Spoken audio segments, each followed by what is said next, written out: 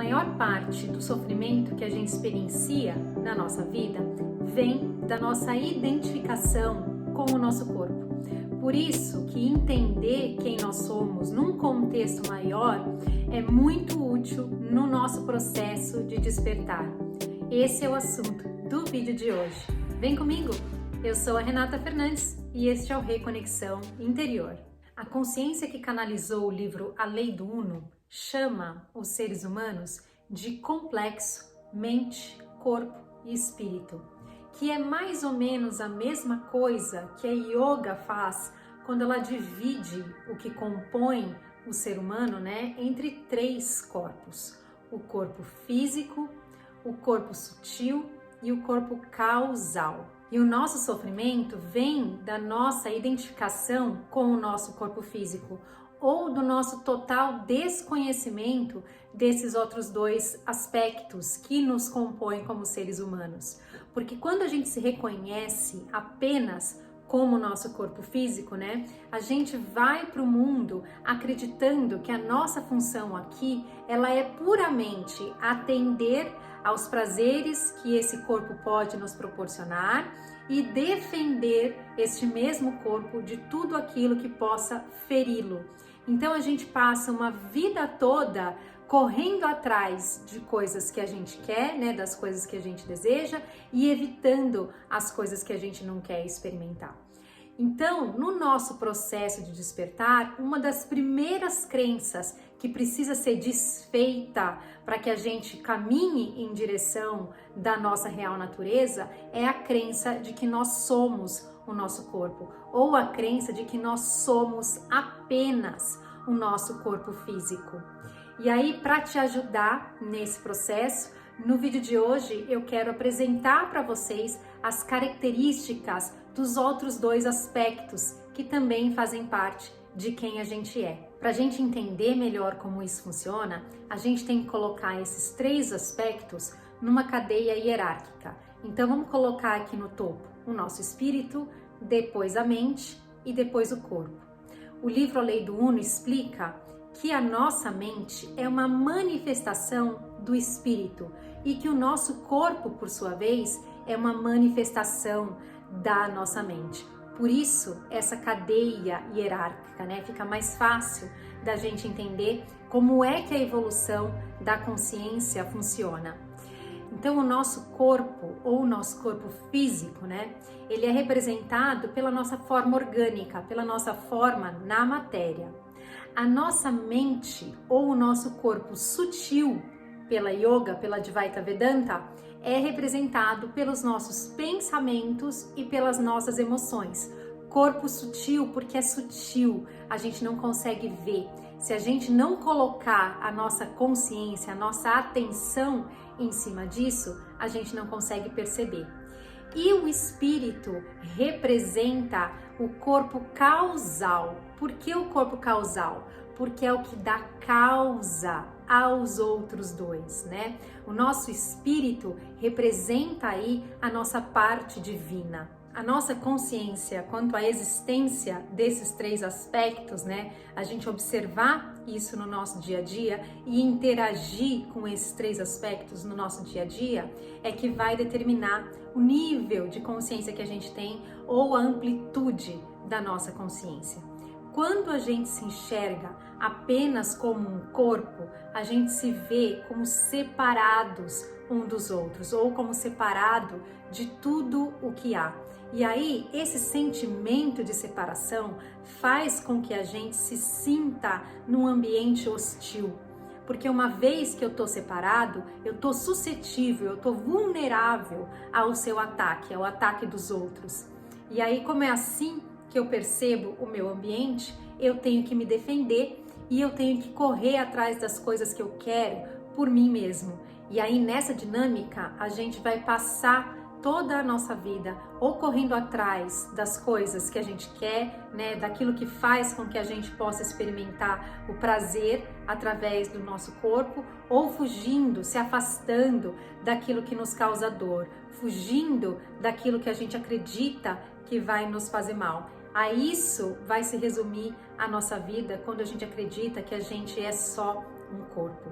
Num segundo momento, quando a gente começa a despertar para o fato de que a gente não é afetado só pelas coisas que a gente experimenta através dos nossos 5 sentidos, né? Através do nosso corpo, a gente vai começar a perceber que tanto os nossos pensamentos quanto as nossas emoções também influenciam muito a nossa vida. E aí, neste momento, quando a gente começa a perceber essa outra dimensão de quem nós somos, é que a gente vai começar a procurar práticas espirituais como a meditação, como a yoga. Alguns vão ir à igreja, né? Vão procurar uma religião, porque a gente começa a entender o poder que existe por trás da nossa mente, representada pelos nossos pensamentos e pelas nossas emoções. E aí, neste processo de compreender esse poder, a gente vai chegar também num outro beco sem saída, porque a gente vai se dar conta num determinado ponto que, por mais poderosa que a nossa mente seja, ela também tem as suas limitações, porque ela só consegue criar a partir daquilo que ela sabe, a partir daquilo que ela já conhece. E o nosso conhecimento num contexto do que é a nossa vida, né, ele é muito limitado. E a gente não consegue muitas vezes usar os recursos que a gente já tem para continuar evoluindo, para continuar crescendo, para continuar mudando a nossa vida. Então, num terceiro estágio, a gente vai se dar conta que existe um poder maior do que a gente, maior do que a gente conhece por corpo, mente e emoções. E nesse momento a gente entra em contato com o nosso espírito, a gente entra em contato com a nossa inteligência superior. Se não entrar em contato diretamente, né, pelo menos ter a consciência de que ela existe e de que ela faz parte de quem a gente é. Na verdade, ela é a essência de quem nós somos, né? É ela que manifesta os outros dois. É até interessante a gente falar sobre essa hierarquia, porque quando a gente ainda está muito inconsciente, a gente coloca isso de ponta cabeça, né? É o nosso corpo que gera os nossos pensamentos, que gera as nossas emoções, e a gente nem entende o que pode ser essa inteligência superior, essa coisa que nos guia, essa intuição que a gente tem dentro da gente. Então, quando a gente consegue entender que a nossa realidade, ela é regida pelo espírito, né? Ela é regida pelo nosso eu superior, que existe um propósito maior da gente estar aqui experimentando essa vida, a gente começa a desenvolver um caminho de confiança. E é esse caminho de confiança que vai nos trazer liberdade verdadeira, porque a gente só consegue se entregar ao nosso eu superior, se entregar à nossa centelha divina, quando a gente constrói essa ponte de confiança, quando a gente já consegue, mais do que entender, aceitar e acreditar que é assim que funciona, né? Que esse ser nos ama mais do que tudo na vida e que só quer o melhor pra gente. E aí, quando a gente consegue se abrir para essa orientação, aí a gente se torna verdadeiramente livre, a nossa vida flui verdadeiramente no sentido de que ela tem que fluir, né? No sentido da nossa evolução, no sentido do nosso reencontro com a nossa essência. Num dos exercícios do livro Um Curso em Milagres, ele fala assim: eu não sou o meu corpo, eu sou livre. E aí, olha só que lindo que fala na descrição dessa lição. A liberdade tem que ser impossível, enquanto perceberes a si mesmo como um corpo.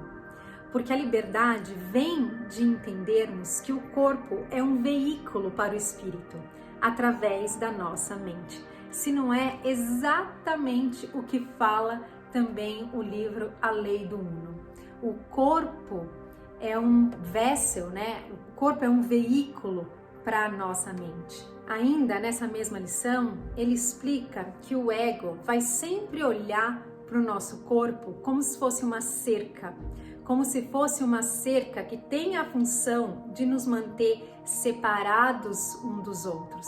E aí, quanto mais a gente mantém a nossa crença nessa separação, menos a gente vai ser capaz de se abrir para o que é a nossa real natureza, que é a nossa unidade, né? A gente é uno nesse amor incondicional que representa a nossa essência. Então, não se engane.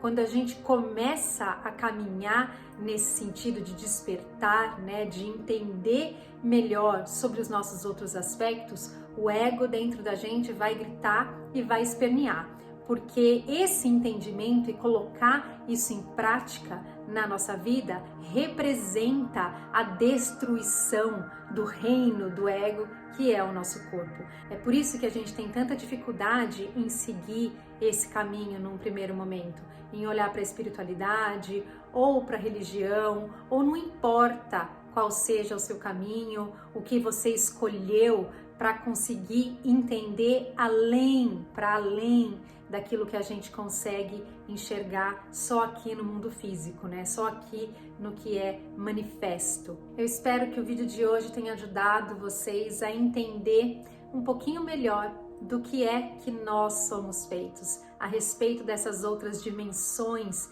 que a gente tem. Isso ajuda a gente a ampliar mais a nossa consciência e a olhar para o mundo que nos rodeia de uma forma diferente, agir no mundo de uma forma diferente. E com certeza a gente vai sentir os reflexos disso na nossa vida, tá bom?